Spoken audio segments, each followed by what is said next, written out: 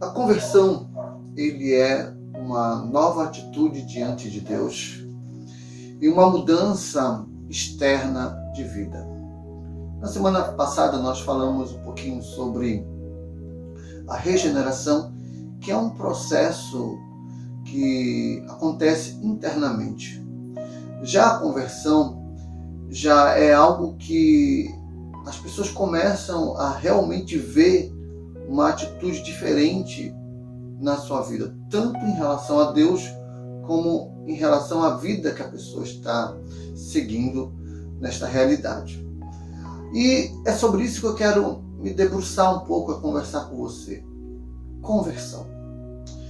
E quais são as atitudes, quais são os preceitos, quais são as ideias que nós podemos extrair da palavra de Deus para entender um pouco desse assunto? Bom, primeiro nós temos que ver a necessidade da conversão. Quando lemos Mateus capítulo 18, versos 3, ele diz assim: eu lhes asseguro que, a não ser que vocês se convertam e se tornem como crianças, jamais vocês entrarão no reino dos céus. E lemos também lá em Atos dos Apóstolos, capítulo 3, verso 19, o seguinte: arrependam-se, pois, e voltem-se para Deus, para que os seus pecados sejam cancelados. E lá em Isaías, capítulo 53, verso 6, diz o seguinte: todos nós, tal como ovelhas, nos desviamos. Cada um de nós se voltou para o seu próprio caminho, e o Senhor fez cair sobre ele a iniquidade de todos. Quando nós lemos lá em Mateus capítulo 3, versos 18, versos 3, entendemos que esse é um desafio para que venhamos perder a malignidade do nosso coração. Sabe que nós somos maldosos, nós somos muito malignos. Mas quando somos crianças, essa não é a nossa realidade. Mas depois de uma certa maturidade e entendimento da vida, essa malignidade brota horrivelmente dentro de nós. É o pecado tomando posse da nossa consciência, da nossa alma, dos caminhos da nossa vida. E às vezes nos perdemos na vida. E é isso que a palavra de Deus nos recomenda, que é nos arrependermos. E o arrependimento é algo meio complicado para essa geração, porque as pessoas, elas, de uma certa maneira, elas acreditam que podem ser mudadas por Deus sem a necessidade de arrependimento. Eu não me arrependo de nada do que eu fiz da minha vida antes. Tudo que eu fiz, eu amo a Deus, mas eu não me arrependo de nada do que eu fiz. Mas isso não é a realidade que a vida espiritual exige de nós. O nosso Deus, ele requer de nós um arrependimento.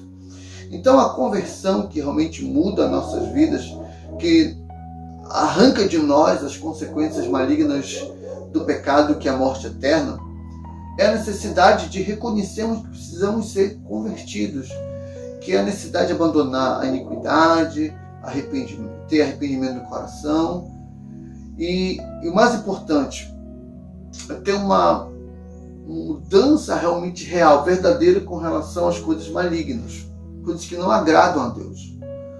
Você sabe o que não agrada a Deus? Você tem ideia daquilo que não agrada ao Senhor?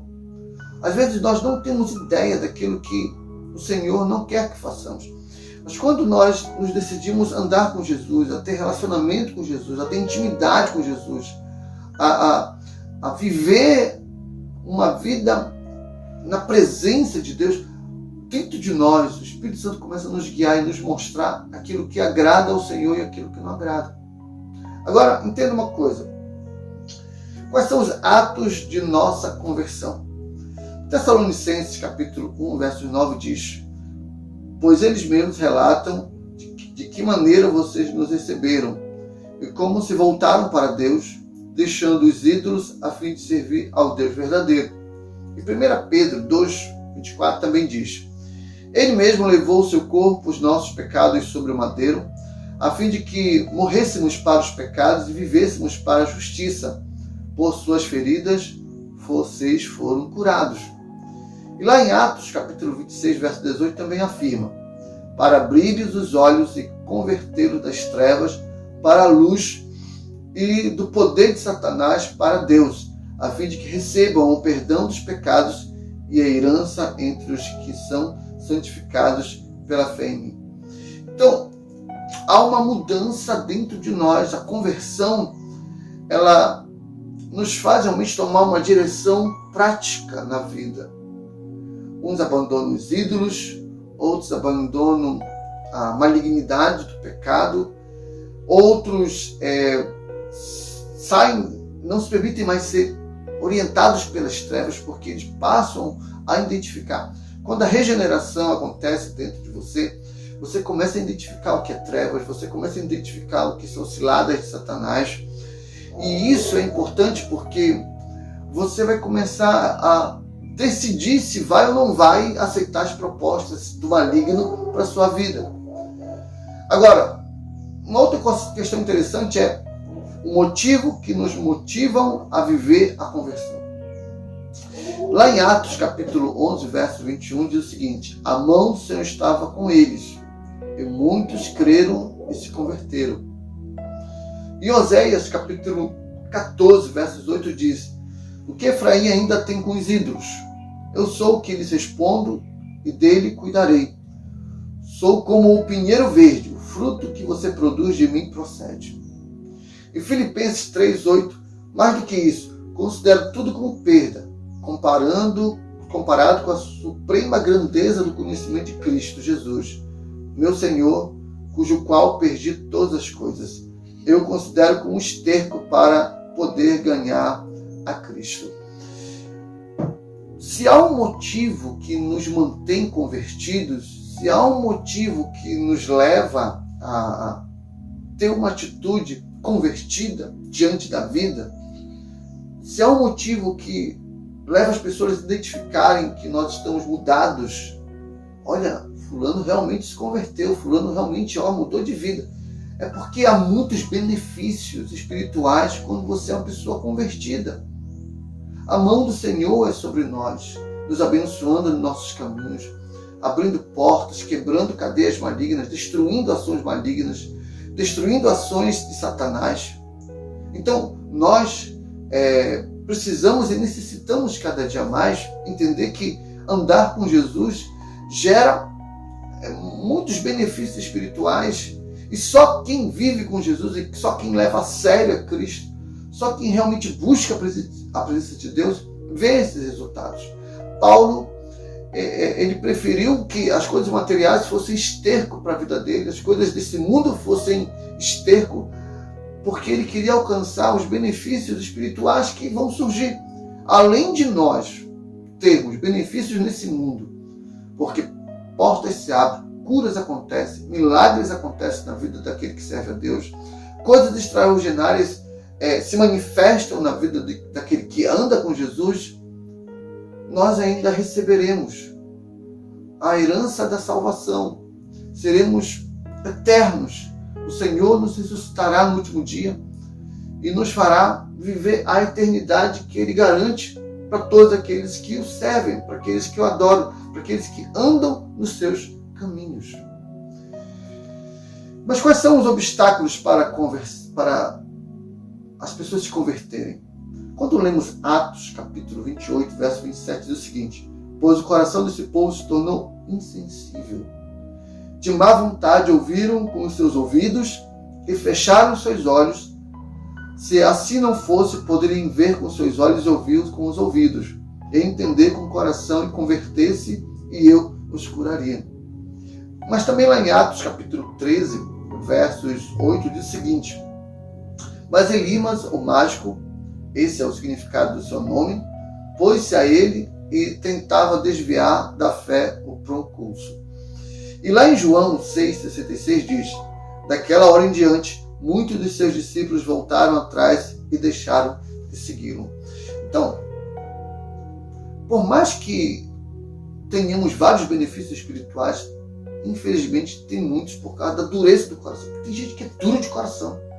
Tem gente que é insensível demais. Tem má vontade de lutar contra o mal que está dentro de si.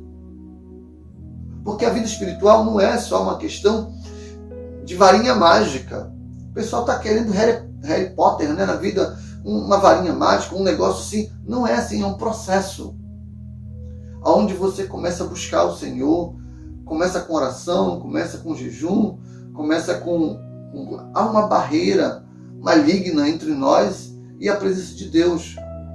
E quando você tem má vontade, quando você tem um coração endurecido, como é que você vai querer ter algo de Deus?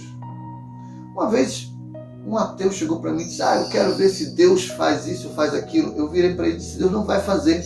Deus não atende gente incrédula. Deus não atende gente que tem um coração endurecido, que não acredita na sua palavra, que não acredita no seu poder, que não acredita nas ações que Ele pode fazer. Ele só se manifesta para quem tem o interesse de buscá-lo. E infelizmente, muitas pessoas não se convertem, muitas pessoas não mudam de vida no aspecto espiritual, porque tem má vontade, tem preguiça. Quando você lê a história do cristianismo, como a gente tem exemplos na história cristã de homens que iam para o deserto e passavam anos na contemplação, na busca, e quando voltavam de lá, voltavam cheios do poder de Deus. Coisas extraordinárias aconteciam. Quando pessoas jejuavam, buscavam, sabe? Muitos de nós, para nos convertermos, precisamos também ter essa postura de querer, essa postura de buscar. Olha, quem precisa de Deus somos nós. Deus é eterno. Nós somos apenas passageiros desse mundo. Depois que você morrer, depois que eu morrer, Deus continuará sendo Deus. Nós necessitamos realmente lutar contra os poderes malignos que nos cercam, que endurecem o nosso coração, para que possamos ser abençoados por Ele. Então, o grande desafio da conversão é isso. A grande questão é que precisamos também batalhar, fazer a nossa parte. Se Deus tocou no seu coração, se o Espírito Santo age no seu coração, toma as atitudes corretas. E logo você verá. Você talvez nem perceba, mas estará mudado, suas atitudes mudarão.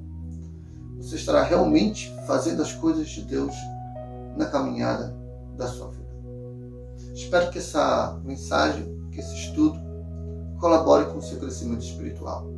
Se você chegou até aqui, não deixe de dar um like e estaremos disponibilizando aqui no link o esboço desse estudo para que você possa multiplicá-lo. Quem sabe numa célula, quem sabe na igreja onde você se congrega.